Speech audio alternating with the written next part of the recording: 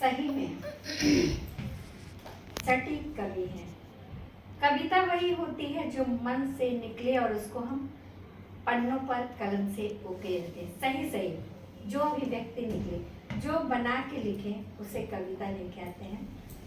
यही साहित्य है। उनके लिए दो शब्द, कड़ी से कड़ी को मिला के चलो, मोड़ कोई भी हो तुम उसमें ढलो, संस्कृति को अपनी सजा के चलो, राह में सभी को साथ लेके चलो, सभी को साथ लेके चलो।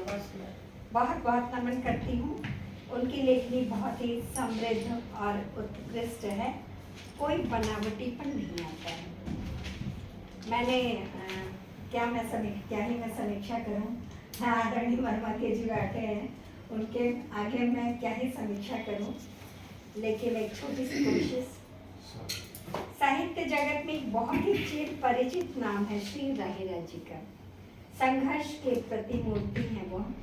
कहते हैं ना कि मन से जो अभिव्यक्ति निकले और उसे हम कलमबद्ध कर कलम से पन्नों पर उकेरे, वही सही साहित्य होता है। आदरणीय श्री राहीराज जी की कविता में वही सत्य दिखाई पड़ता है। कोई बनावटीपन नहीं होता। जो उनके हृदय से निकलता है उसे ही वो कलमबद्ध करते हैं और बहुत ही सरल सहज भाव से सबों के समक्ष रखते हैं। अपनी पुस्तक संघर्ष सविता चड्ढा में उन्होंने माँ के दर्द को, मनोभावों को अपनी अभिव्यक्ति में पिरोकर कलमबद्ध किया है। माँ तो माँ होती है, बस आंखें बंद करो और माँ का स्पर्श महसूस होता है। माँ भुलाई नहीं जा सकती, माँ खोजी भी नहीं जा सकती। आदरणीय श्री राहीराज ने अपनी माँ का स्वरूप आदरणीय डॉक्टर सविता चड्ढा जी में उन्हें देखकर महसूस किया। कहते हैं कि सभी औरतों में माँ की छाया होती है।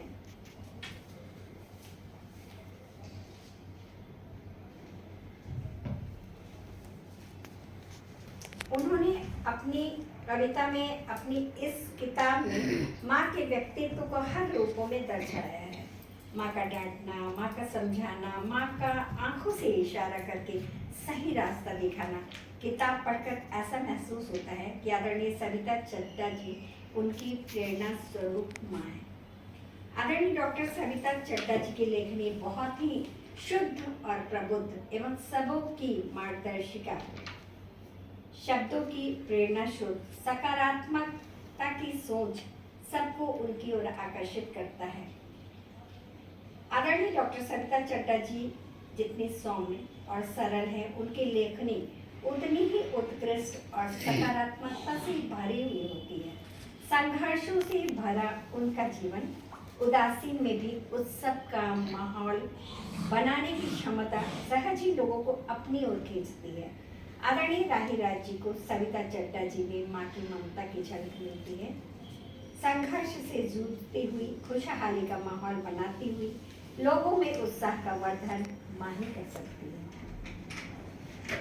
श्री राहीराज जी ने अपनी पुस्तक संघर्ष सविता चड्ढा में आदरणीय सविता चड्ढा जी के व्यक्तित्व को पूरी तरह से समेटने की कोशिश की है।